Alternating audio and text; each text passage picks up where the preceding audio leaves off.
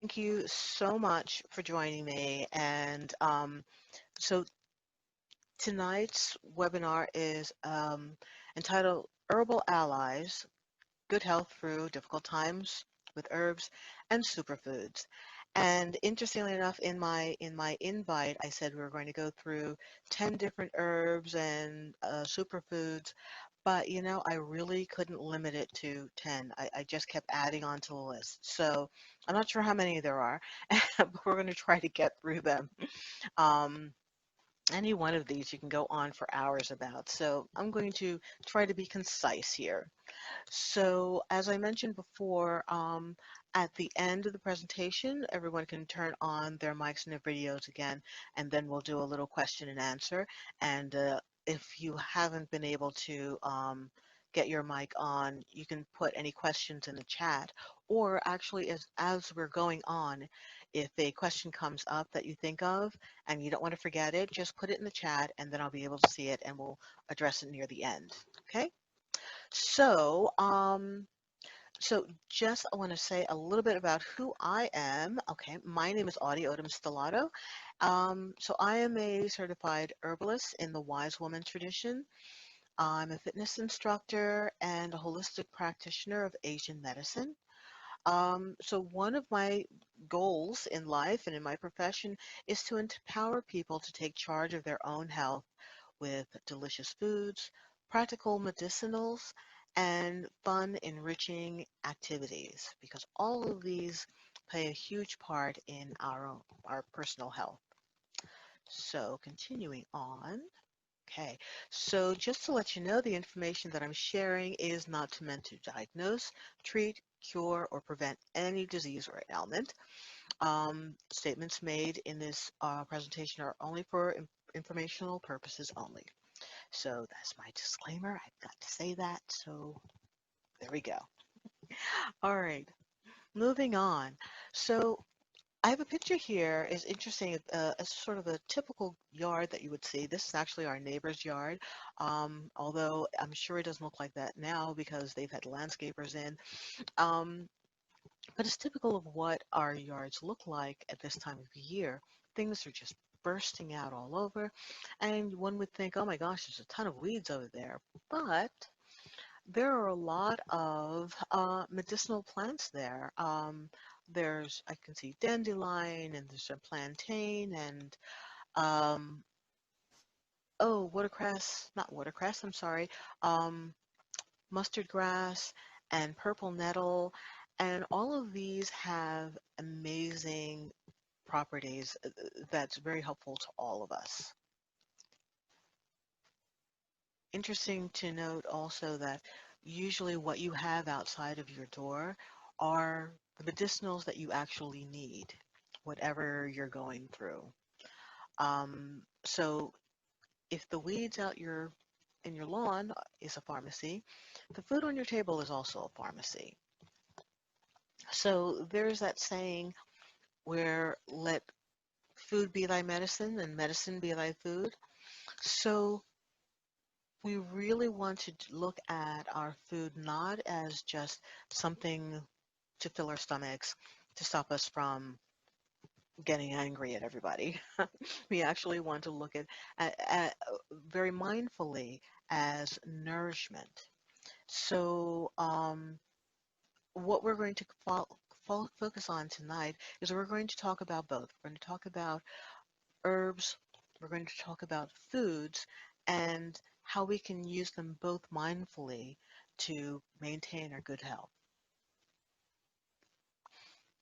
So, as I mentioned earlier, I have all of these different things that I wanted to put in this presentation, and I've sort of put them in categories. So we're going to start off first with things for maintaining and increasing good health. Then next will come preventative medicines, and then medicinals. And our focus basically is going to be the immune system, our immune health, um, and how to protect ourselves against illnesses that are very popular right now, at this time of year, meaning the spring. So the colds, the flus, I mean, we've got this nasty virus going on, and there are ways that people are able to help themselves at home. Um, and we're also going to touch on detoxifying the body and adaptogens, and I'll get into what that's about in a moment. So, maintaining and increasing our good health. So, if we're already feeling good, this is going to keep us feeling good for the rest of our lives. If maybe perhaps we have some underlying things going on, nothing that you would consider serious, but it's there. It's a way of increasing your health into a more optimal level. So, of course, the first thing we're going to focus on is um, the first thing we're going to focus on is diet. Um, and so I have here, there was a study done by Health Canada, and they wanted to readdress the food pyramid to see what really would be a good optimal healthy diet. And so this is what they've come up with. So when you're looking at this, I don't want you to think specifically that every single thing I eat, my breakfast, lunch, and dinner has to look like this. But within a given day, this is really what needs to be in a diet for optimal health. So as you can see on the plate here, half of the plate is fruits and vegetables. A quarter of the plate is proteins. And so those proteins are including meat, eggs, beans, um, other legumes, nuts, even dairy, all of those things. Those are a type of protein, and that is meant to be a quarter of your diet. And the last quarter of your diet are all the carbohydrates. So all the bread, pasta, rice, all of those things are in that section there. So you can see there's not a lot of room for processed foods or sweets or anything like that. Not saying that you can never have chocolate cake ever again. No one wants to live like that.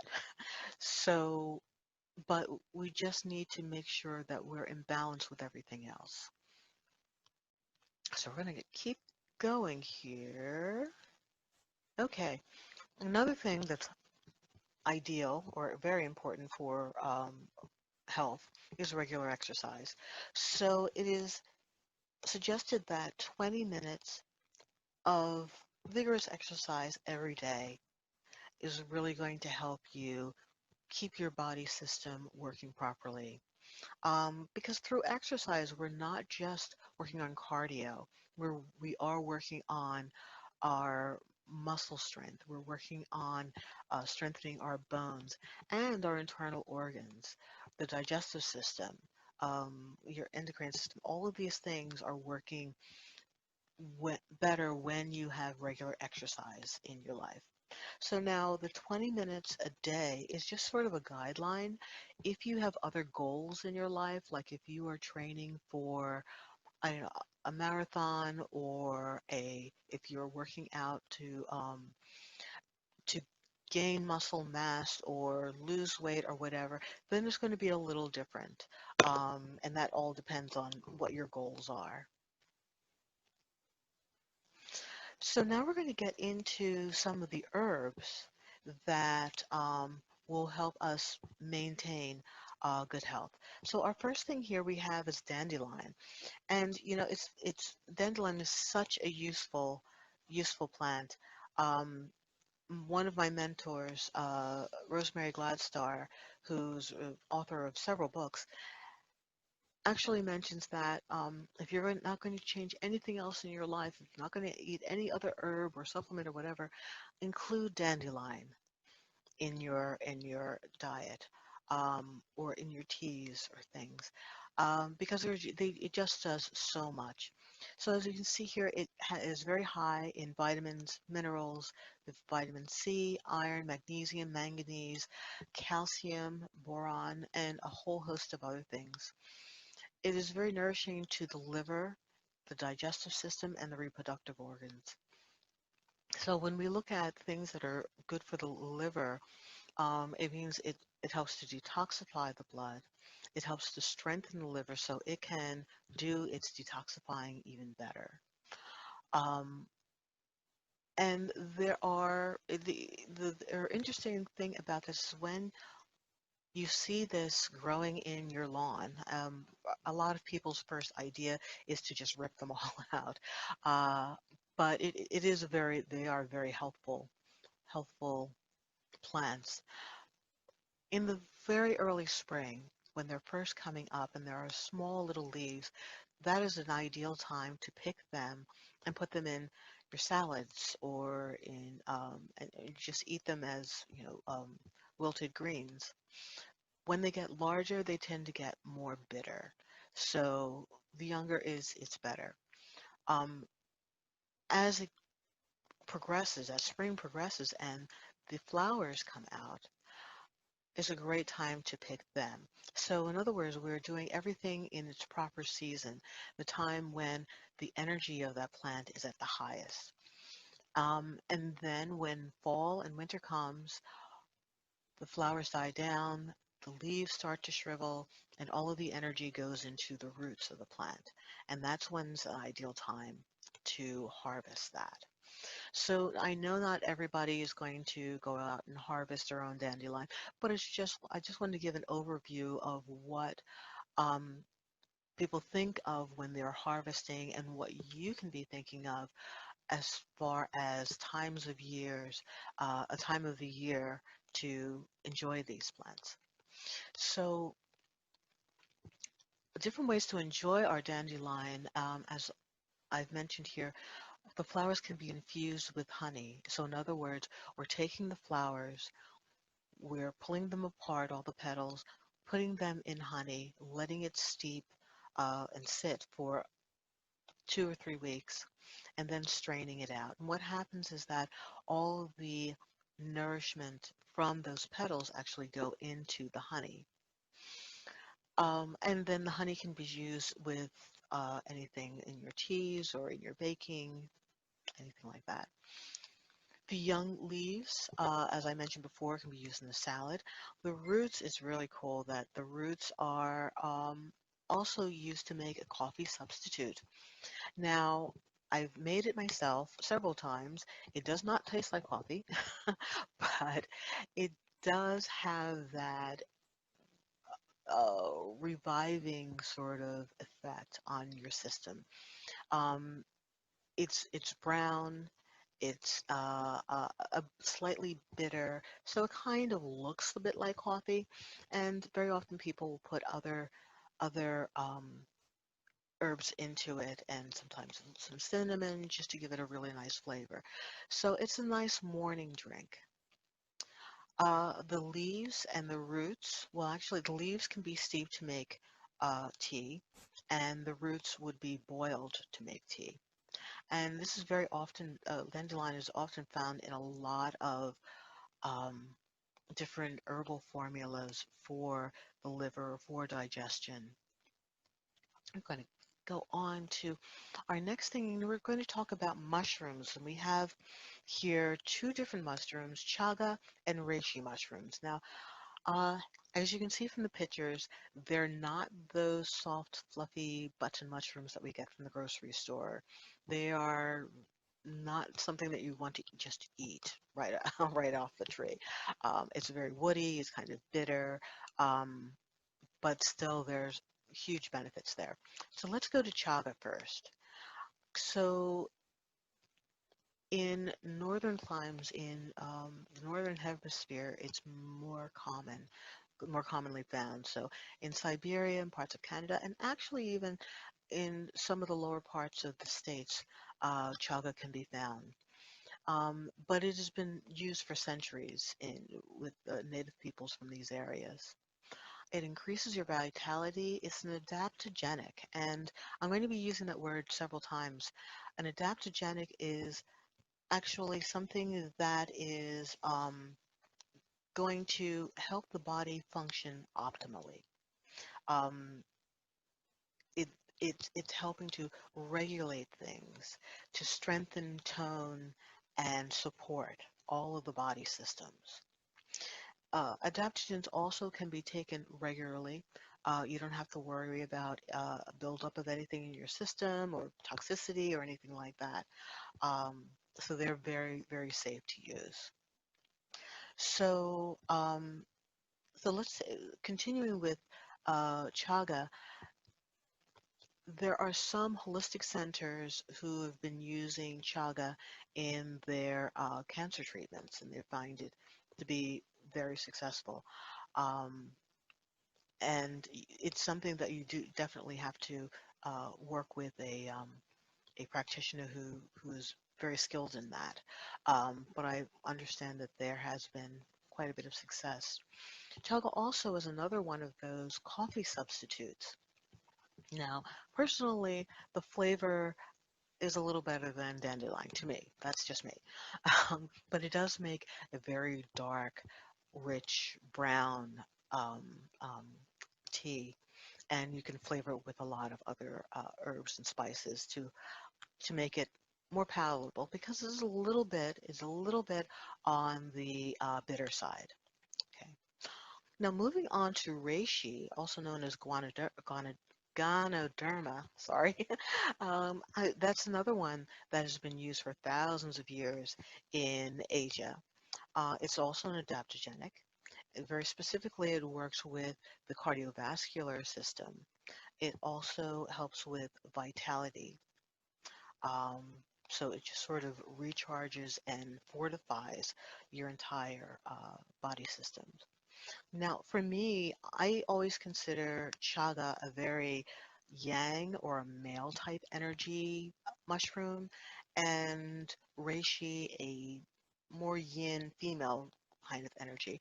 Not to say that chaga is only for men, reishi is only for women, because everybody can use anything. It just depends on what you need.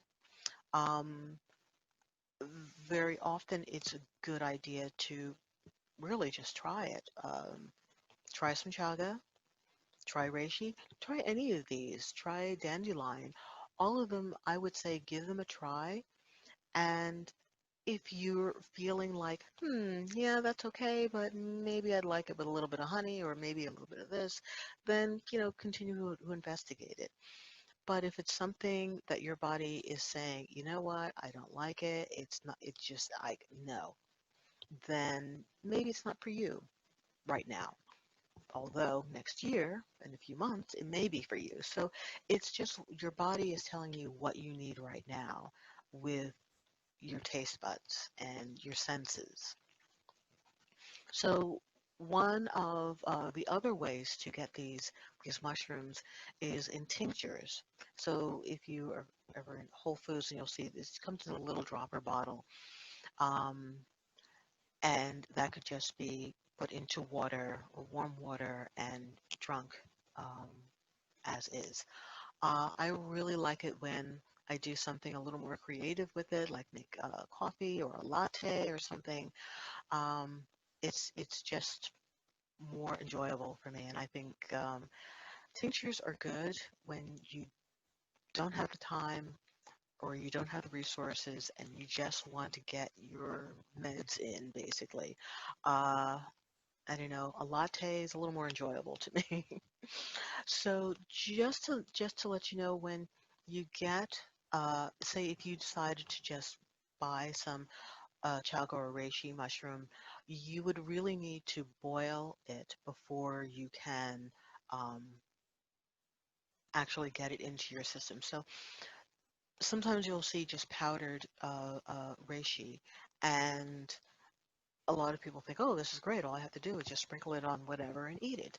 Well, you can. You're not going to get sick or anything, but the benefits of the reishi hasn't been taken out of the cell walls. They're very tough cell walls, so it needs to have a lot of intensity. It needs that heat to break open the cell walls to get the nourishment out of the cell walls into the water that you're drinking and that your body can digest it. So moving on here to seeds. Now, seeds are a real huge powerhouse of nutrition, and I've lumped together a bunch of different seeds here, and each one of them, we could spend an hour on each one just talking about the pluses of all of them. But generally speaking, seeds are an ideal superfood. They're very high in protein, high in omega-3. It supports your metabolism. It helps to regulate your blood sugar. It's anti-inflammatory. They're very high in vitamins and minerals and also in fiber. Um, so a very small amount uh, would be the equivalent of eating, um, a piece of meat or even nuts. Uh, they really, each one of them has their own power pack within them. So seeds can be eaten raw as a snack. They can be cooked into porridge or oatmeal. Like uh, chia seed pudding is one of my favorites. And since I'm not able to eat oatmeal, I have chia seed pudding, and I put all kinds of other nuts and raisins and cranberries and things in there, and it tastes absolutely amazing. Um, I also throw in other seeds in there as well. So it can also be used in baked goods. Sometimes it's ground. There you can find it already ground in the grocery store, or you can grind it yourself. And there's just a myriad of ways that you can use seeds and incorporate it into your diet. One thing I did want to mention is that some of the seeds, like flax seeds, really the hull has to be broken in order for you to digest it. The hull of these seeds are very, very tough. So you can eat one whole and it'll come out of your system exactly the way it went in because they're that tough. So you would have to either grind it in a food processor, or if you have a coffee mill that you just use for grinding your seeds, or a mortar and pestle. You can use that as well. Okay, moving on. So, nettles. Nettles is an amazing, amazing herb, and you find it very often in a lot of herbal formulas. Um, Traditional medicinals, which is an excellent herbal tea company, they have nettles in, oh my gosh, I think it's like half of their products is nettles is in it, because it does so many things and is so supportive to the entire body. As you see, it's high in vitamins, minerals, vitamins A, C, B complex, calcium, magnesium, manganese also, selenium. So like I mentioned, it's tonifying to the entire body system. Great for reproductive health, supports bone and muscle health as well. So one of the great things about nettles is it's a fabulous source of calcium and magnesium in a way that's easily to absorb um, into the body. Okay, it's easy to absorb into the body. So nettles can be drunk as a tea. You can make soup with it. Sometimes I put it in um, vegetable mixes. You can do that with it. So stinging nettles actually does sting. And if you look at the picture, you can probably see like tiny little hairs on there. If you just brush across that with your hand, it stings like a bee sting. It's very sharp thing. So the great thing though is that once it's dried or once you cook it, the stinging sensation goes away completely. So you don't have to worry about a big pot of stinging greens in your mouth. You don't have to worry about that at all. But there's some traditional herbalists who do use the stinging properties to treat arthritis and rheumatism. And like I said, we can go on for that with that for a long time. Uh, Also, I've heard of it being used in acupuncture as well. So it also makes a really nice hair rinse as well. It just helps to work with the pH balance in your hair Nice squeaky clean hair. It's lovely. So we're going to keep going on.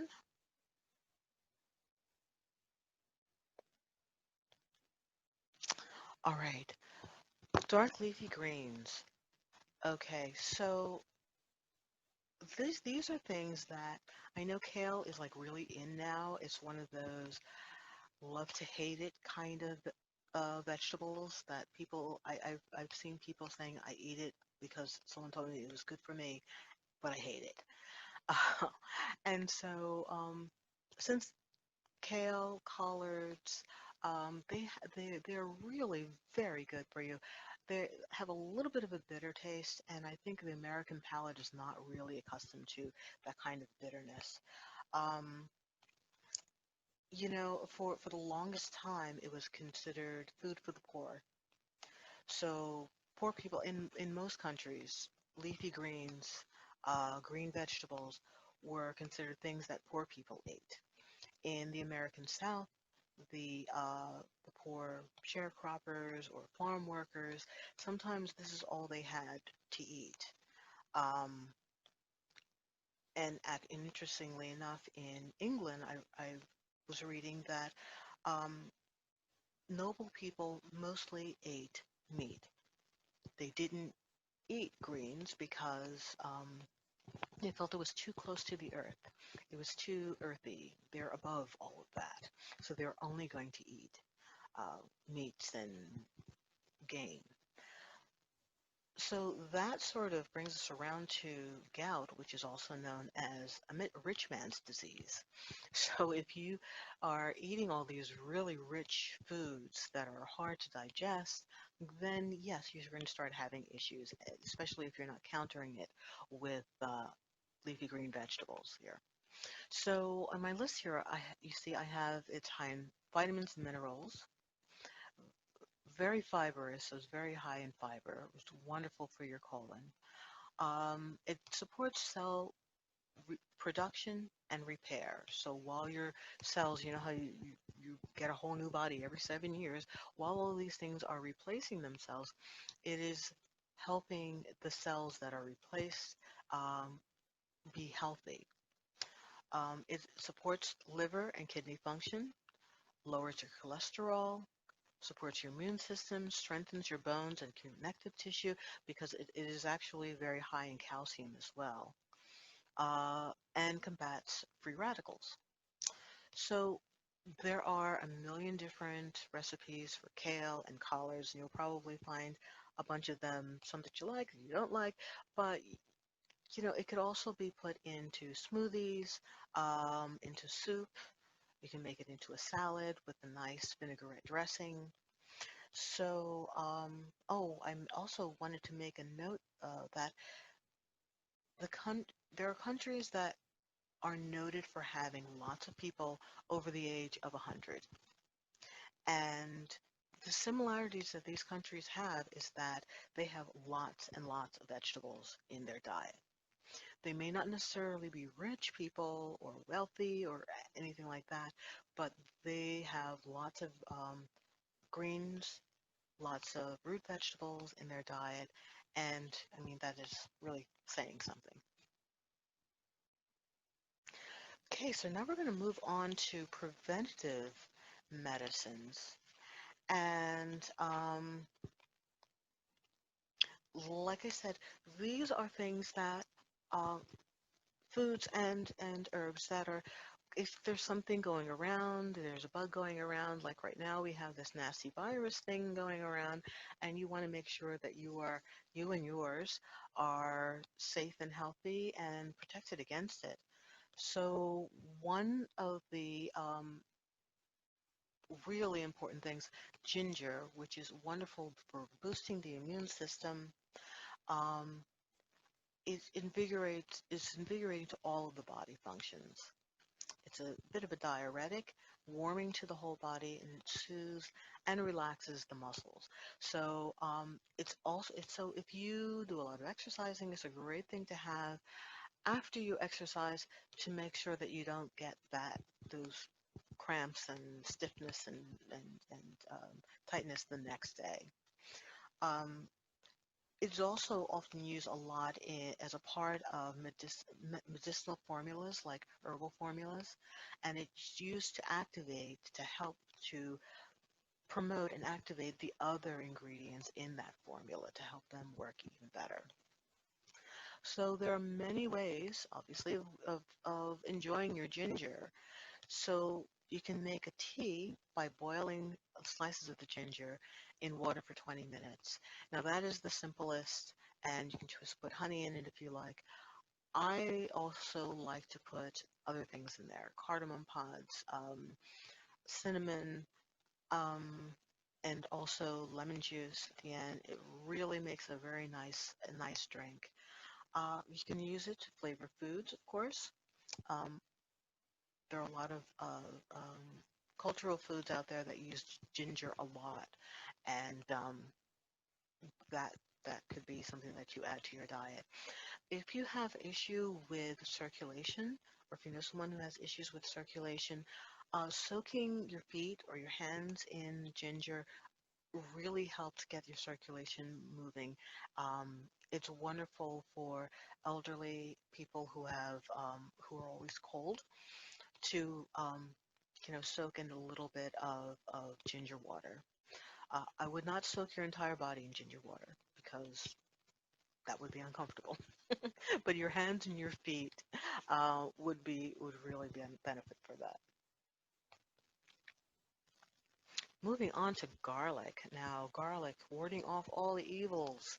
Ah, this is one of those things that it's really easy for you to integrate into your diet. Um, even if you're stir frying something, throw some garlic in there. Or even in my greens, sometimes I will um, saute some garlic and onions, and then I put my greens in, and it just helps to flavor everything. So garlic is so great for supporting the immune system. It does help to lower your cholesterol, supports your circulatory system, and here's a fabulous thing. It's antibacterial, antiviral, and anti-inflammatory, which is like a win-win-win. So it works on so many different levels. Um, one other thing, okay, so great ways to enjoy it. You can, like I mentioned, adding it into foods. Um, also, uh, one of my teachers, Rosemary Gladstar, has this amazing cold and flu remedy, and she uses a whole bulb of garlic, an entire onion, slice it up, and simmer it in honey for a couple of hours or more until it just completely wilts away, pretty much. And when you strain it, it makes a really amazing syrup. So great for coughs. If you feel a little tickle in the back of your throat, it's great. The flavor is interesting, but if you like that savory, sweet mix, then you'll pretty much enjoy it. Um, oh yes, I also meant to add that it's antifungal as well. So if you put slices of it on a wart, like on your hand, and just wrap it up with a bandage, over a few days, it'll actually get rid of your wart. So it can be used internally and externally at the same time. Okay, moving on to burdock. Burdock is one of those uh, um, one of those herbs that I always either liked sometimes a lot or I didn't care for it too much, but it was, it's okay, whatever. But it's one of those, it's been around for ages and it does so much good for your body. Um, like I have supporting your liver function, skin conditions, it's very nourishing to the liver and the whole digestive system, the reproductive system as well. So, um, no, there are different ways to enjoy your burdock. And ideally, if you have a burdock growing in your backyard, it's amazing. They start off as little rosettes, as it were, growing flat down to the ground and maybe 3 feet across. But its second year of growth, it grows very tall. And I've even seen them growing 8, 10 feet tall. Um, and the entire plant is used for something. Back in the medieval time, they actually used the burrs that you can see there to help carding wool and help with the wool production. But we, unless you're carding wool, that's fabulous, but we would use the roots and the leaves, and both of them can be made into a tea. The fresh roots can be stir-fried and served over rice. If you go to Asian food store, they generally sell fresh burdock root. Actually, I've even seen it at Whole Foods too, but they can be really huge. I've seen 4 foot long burdock roots that were about 6 inches across, really big. So yes, chopping that up and stir frying it is very delicious. Also making pickles with it as well. That's also a very good thing to do. Okay. So now we're going to talk about overcoming illness. So let's say that, you caught whatever that bug was flying around. Um, Firstly, if you've done a lot of the things that we talked about already, if your diet is good, if you are doing good exercise, if you're getting some of the nourishing foods and teas in your diet, if you do get something, because there's no guarantee that no one's ever going to get sick, your body is much better able to recover from it. So, so these things are on top of that. So that's why I say it's really important to have that good foundation first. So the things I have in here, and all of these things I've mentioned could be used in other of the sections that I have here, but I just wanted to kind of consolidate and simplify my list here. So vitamin C supplements for serious things, um, 2,000 units of vitamin C, or possibly more depending on what's going on with you, per day can be very helpful as a huge an antioxidant. If you have a cold that just will not go away, this will help. I've even seen studies where vitamin C therapy has been used with patients with coronavirus, and it's been very helpful with their recovery. um, Flus, anything like that. It's just a great all-around vitamin. Now, ideally, you want to get your vitamins from your food, but sometimes it's not it's not practical. It's a lot of fruit and veg to eat to get 2,000 units of vitamin C in.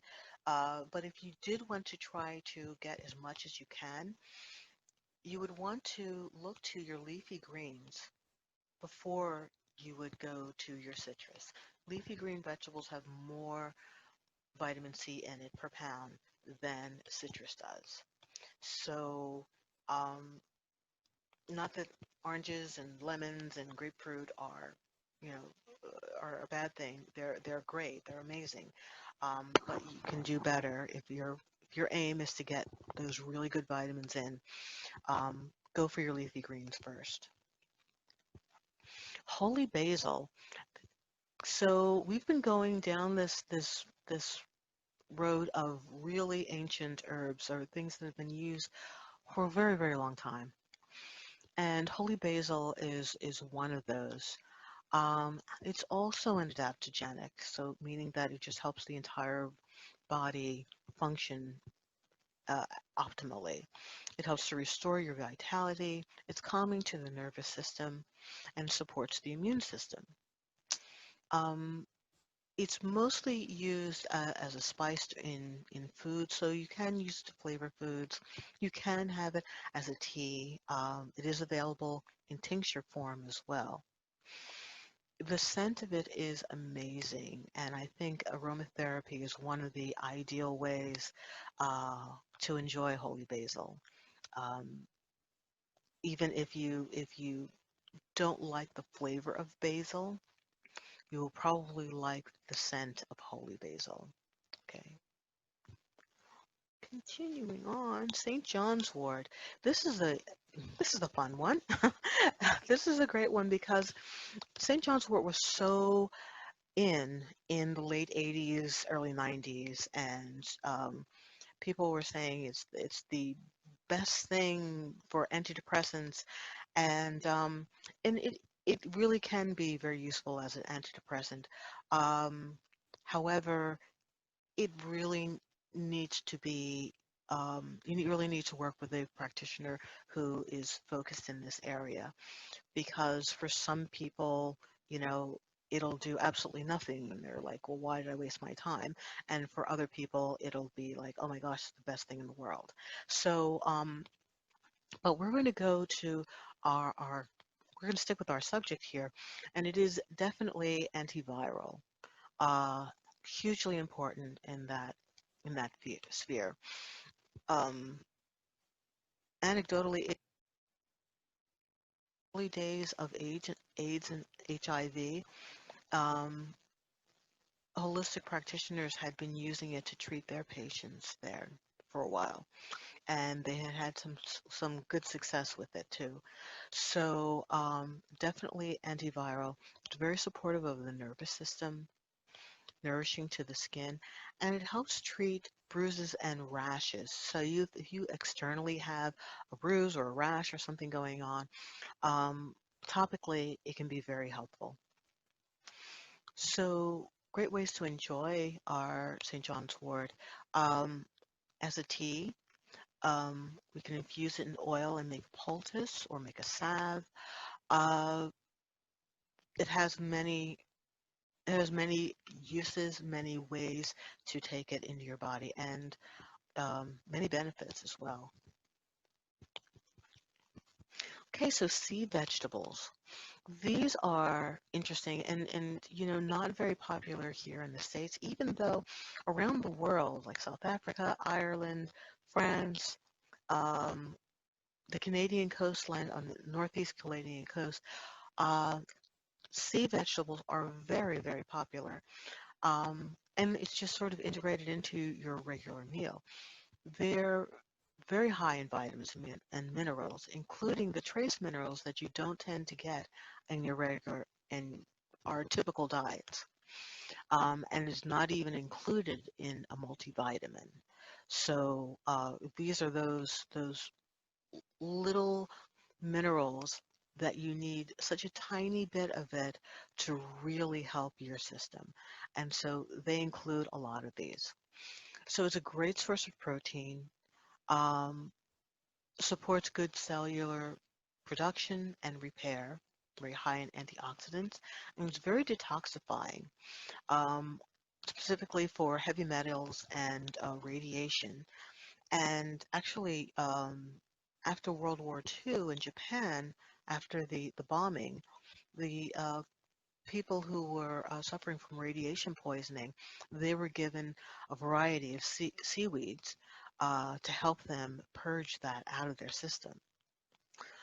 So seaweed can be made into soups. Um, Miso soup is very, very tasty, very popular Japanese soup. You can even put it into a regular vegetable soup that we normally have here in the States.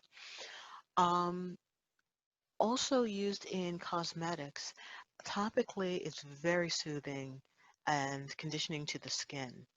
So there are a lot of face masks on the market that have uh, kelp or spirulina in it. So it's a great one to add to the diet. Elderberries. Elderberries. So I'm saving. I feel like I've almost saved the best for last. It's very a popular one, especially right now, because it is extremely antiviral. Um, it actually works on the DNA level of the virus, and in a very scientific way, I'm not, it actually makes the virus turn in on itself. So it's very high in antioxidants. It does support the immune system, but it also, goes right for those viruses as well. It is a mood lifter, as is most other berries too. So if you're not able to find elderberries, I know that right now elderberries are really hard to get a hold of. Elderberry syrup is hard to get a hold of. I haven't seen it in the stores in weeks. So if you find some, I'm not telling you all to go out and hoard it, but if you find some, it'd be really helpful just to have in your cupboard. Um, because it's wonderful even if you just have a cold or a cough or something like that. Sometimes you can get them dried and you can boil them and make a tea of it. Um, can make it into jellies and jams if you have the fresh elderberries as well. So yes, during World War II, about here is amazing, but it during World War II, things were rationed, and even medicines were scarce. So part of the soldiers' rations in England was elderberry jam, and that was like it was very important that they had everybody got their thing of elderberry jam because it's not it wasn't sure that they were going to be able to get any other type of medicines that were going to be helpful to them. So one thing to note that if you consistently take elderberries over and over and over all day, every day, for weeks on end, there is a chance that it can interfere with your blood sugar balance. And this is only for some people, and this is only anecdotal, and it only sometimes happens, um, but it is possible. If you are just taking it to get over your cold or get over your flu or something, you'll be fine. But this caveat is just for if you are like constantly having it. All right. So yeah, that is all of the things that I wanted to like bring up, and we'll have a question and answer in just a moment. But and so if you have to leave, I just wanted to say thank you so much for joining me. Please visit my website if you have any questions, or email me personally if you have any questions.